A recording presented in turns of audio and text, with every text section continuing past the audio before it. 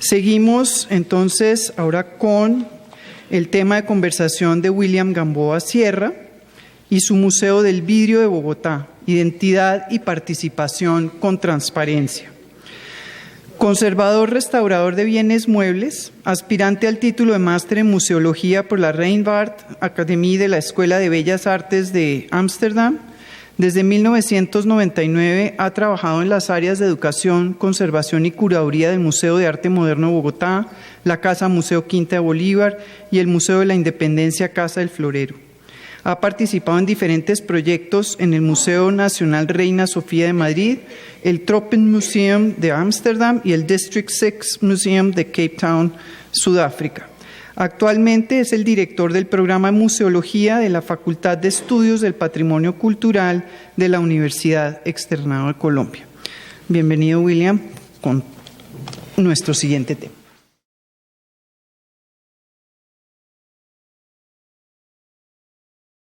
Gracias. Todavía no. Okay. Bueno, quisiera entonces comenzar mi presentación. Yo pues digamos que hago esta presentación, ya lo mencionaré porque yo soy docente de la Universidad Externada de Colombia. Esta presentación la hago a mi nombre y a nombre del profesor Julián Roa y Fernando Pérez, que participamos en este proyecto. La siguiente. Pues una imagen de la casa, la siguiente. Ya ahorita pues un poco les digo en dónde queda y por qué las imágenes. Este proyecto entonces comienza en el año 2014 cuando se hace una alianza. Si puedes ir pasando. Ok. Vale. En el año 2014, en donde se hace una alianza entre la Facultad de Estudios del Patrimonio Cultural del Externado de Colombia y el Museo del Vidrio para poder presentarnos entonces a la beca de renovación museográfica del Ministerio de Cultura, de la cual afortunadamente pues fuimos beneficiarios en ese año y empezamos entonces a trabajar bajo una metodología participativa de toda la concepción del museo, pasando por la concepción del guión curatorial y posteriormente el guión museográfico. Entonces un poco empieza este proyecto que básicamente, o este museo que básicamente lo que busca es plantear una relación de la historia del vidrio con el desarrollo local. Este museo, pues ya lo voy a decir, está ubicado en la localidad de San Cristóbal, en el sur de la ciudad, que es una localidad que ha sido importante, ha sido testigo del proceso de industrialización de la ciudad y del país, muy cerca, en el barrio La María, muy cercano a Villa Javier, que es uno de los primeros, barrios obreros que existen en la ciudad, en donde en esta zona pues vamos a tener, como lo decía anteriormente, el desarrollo de la industria, particularmente, por ejemplo, de las fábricas de loza, de ladrillo o particularmente la que centra nuestra atención, que es el caso del vidrio. Tenemos entonces que la industria del vidrio fue muy importante en la zona.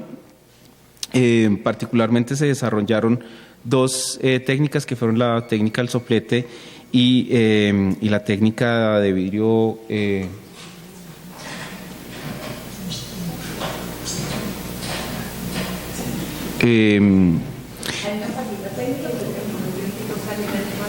no importa, mejor. Ok, vale. Si quieres ya en la tercera, en la de museo.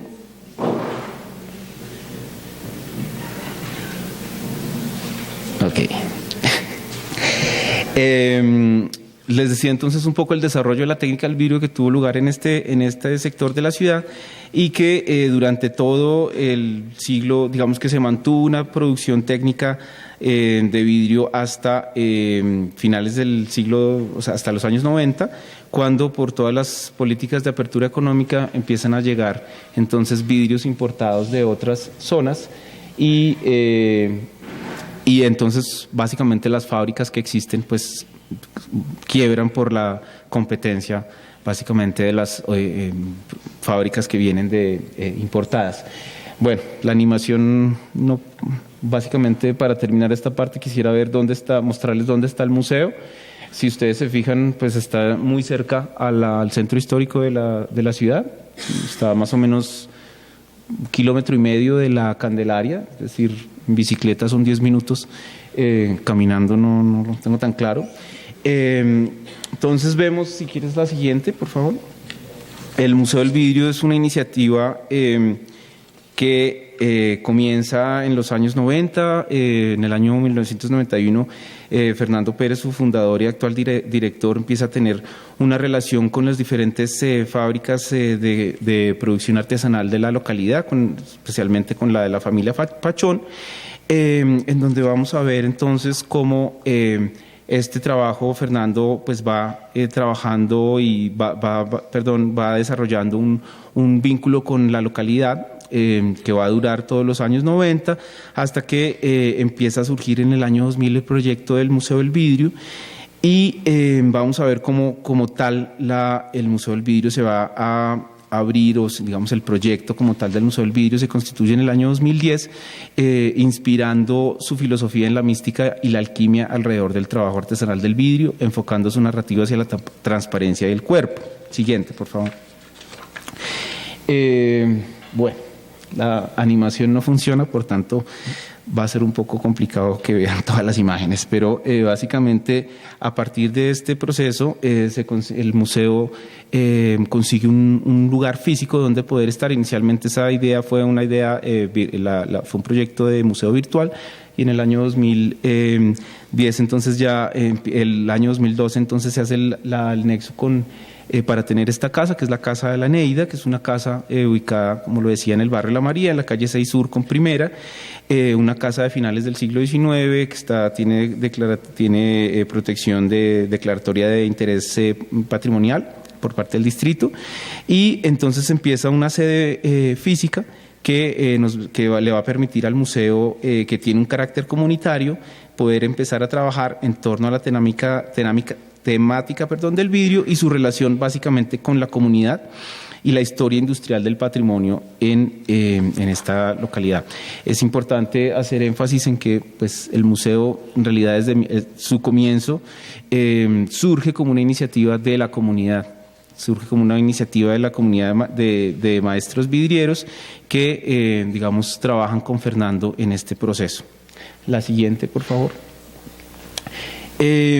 Vamos a ver entonces que este proceso de renovación museográfica que se plantea entonces, en donde nosotros entramos a participar como facultad en el proyecto, vamos entonces a ver que es una iniciativa que quisimos que siguiera toda esta concepción comunitaria que el museo había tenido, y empezamos entonces, como lo dije inicialmente, a plantear una estrategia de trabajo participativo que surge o que se plantea como primer paso todo el planteamiento de los grupos de interés para poder con ellos pues poder empezar a definir todo el proyecto, la concepción del museo, tanto la misión y la visión como los objetivos y los ejes temáticos.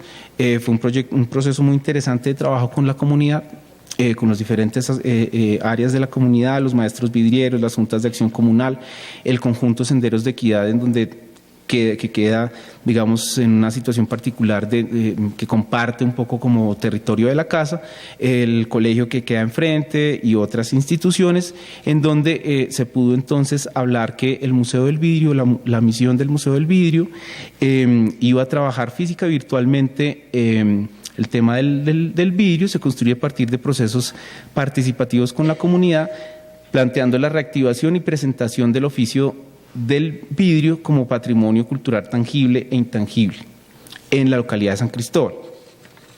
Siguiente, por favor. Entonces, esta es una de las imágenes de mesas de trabajo con la comunidad, en donde, como les decía inicialmente, se trabajó desde la concepción misma del museo y posteriormente se trabaja todo lo que va a ser los ejes temáticos del museo, los planteamientos temáticos del museo, cómo querían ellos ver el museo, y Después vamos entonces a hacer un trabajo de validación de cada uno de los momentos, tanto del proyecto curatorial como posteriormente del trabajo del guión museográfico. Siguiente, por favor. Entonces, se plantea así desde el museo, desde el diseño del guión museográfico, se plantea desarrollar el museo a partir de 3 salas.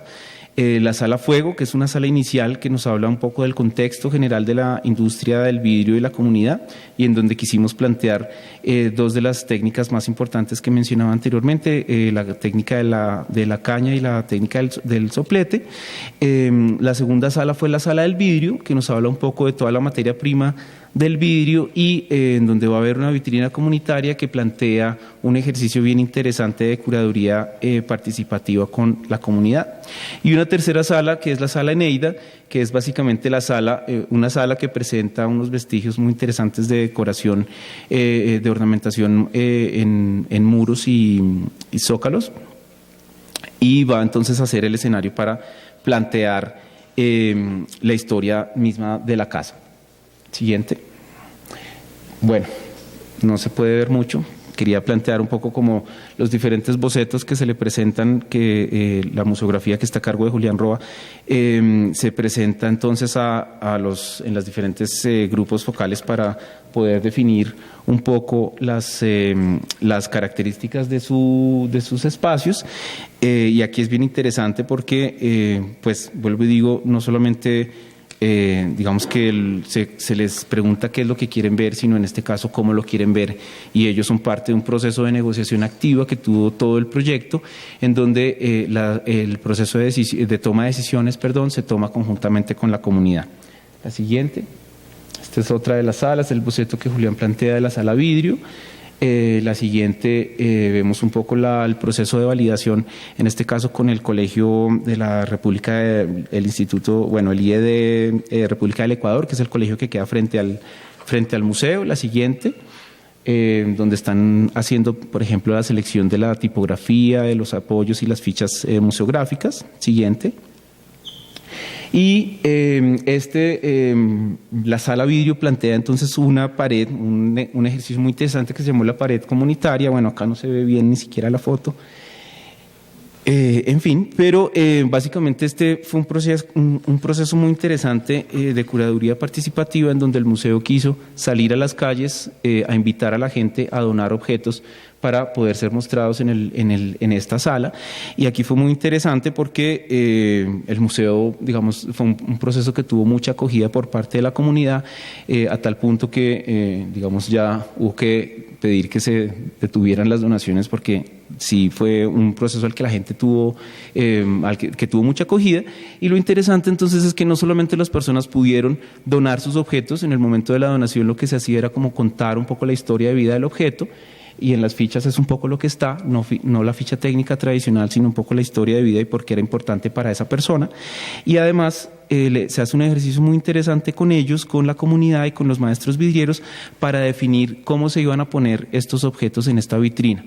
Entonces, básicamente se divide como en tres aspectos. La parte de este lado, del costado izquierdo, que está más relacionada con la producción de cristal de tipo industrial, que tuvo mucha desarrollo en la localidad. La del medio es una producción un poco, me refiero a industrial, a tipo de cristales de uso Pyrex y este tipo de cristalería, mientras que en el segundo estamos hablando de cristalería más de uso cotidiano, y en el tercer, en la parte final, está un poco toda la parte de producción artística. Fue un proceso muy interesante en donde, como lo digo, fueron las mismas personas las que decidieron cómo iba a estar exhibido. Siguiente, por favor. Los resultados, entonces, tenemos como les decía, 3 salas. Había muchas imágenes, pero pues desafortunadamente no se pueden ver. Básicamente esta es la primera sala, que es la sala Fuego, que es la que les mencionábamos inicialmente, que pretendía mostrar toda la parte de las dos técnicas más importantes, y en donde se quiso a lo largo de todo el recorrido que el maestro vidriero y la actividad del maestro vidriero y sus valores y su oficio fueran protagonistas. En este caso, pues básicamente lo que estamos mostrando es un poco la técnica del vidrio a la caña. Entonces se muestra un poco tanto la mufla como los diferentes elementos que son importantes para el maestro vidriero. Siguiente, por favor.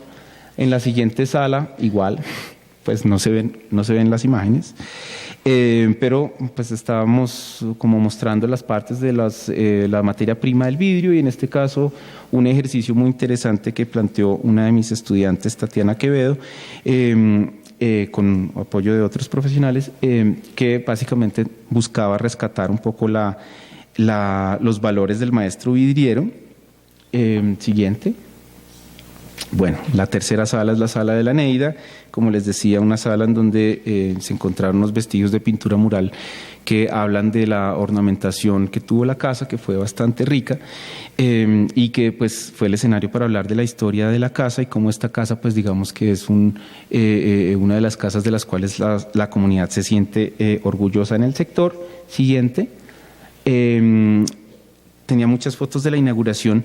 El día de la inauguración hay algo que me parece muy importante, y es que si bien no hubo presencia de grandes personalidades de la cultura, fue un proceso que tuvo la gran acogida de la comunidad. Fue un día muy interesante, en donde la gente aplaudía la labor de Fernando por ese sueño, pues, de haber, y esa perseverancia para poder cumplir el sueño de tener este museo.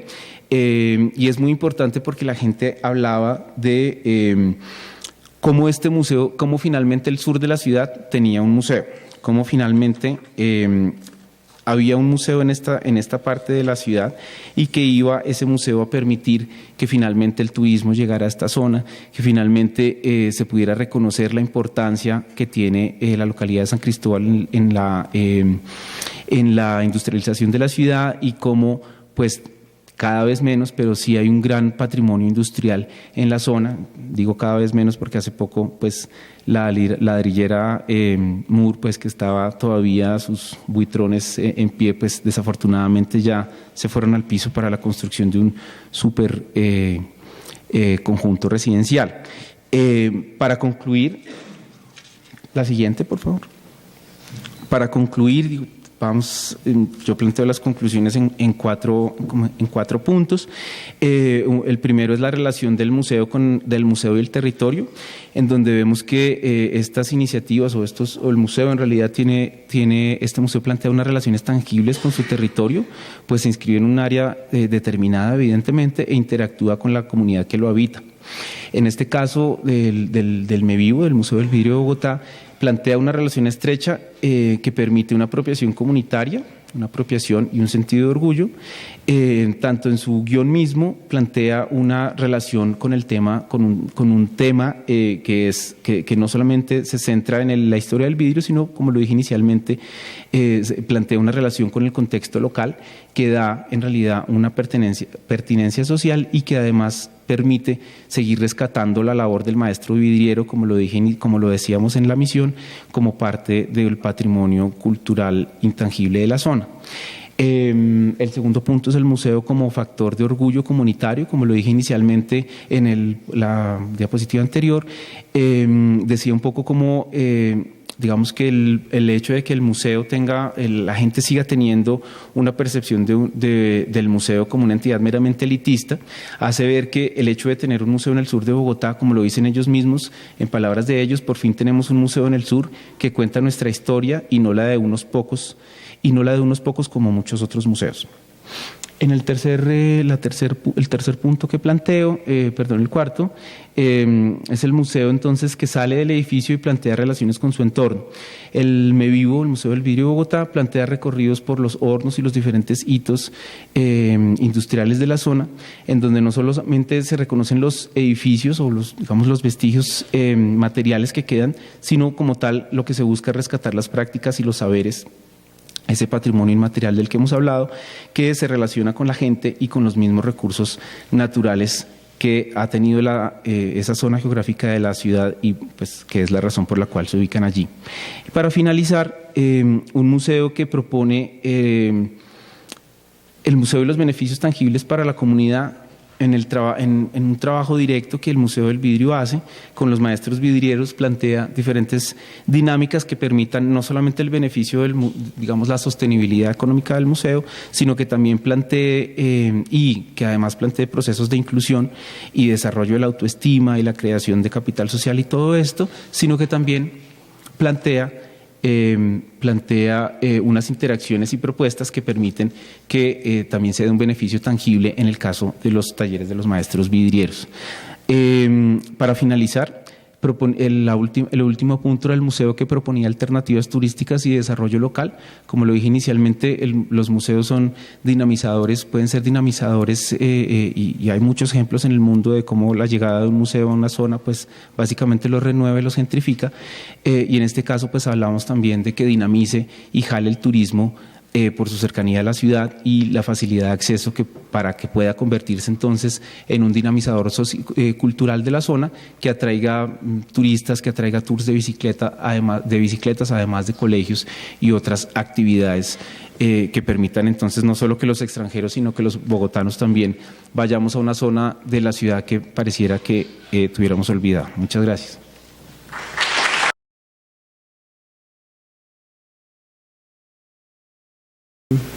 Bueno, quizás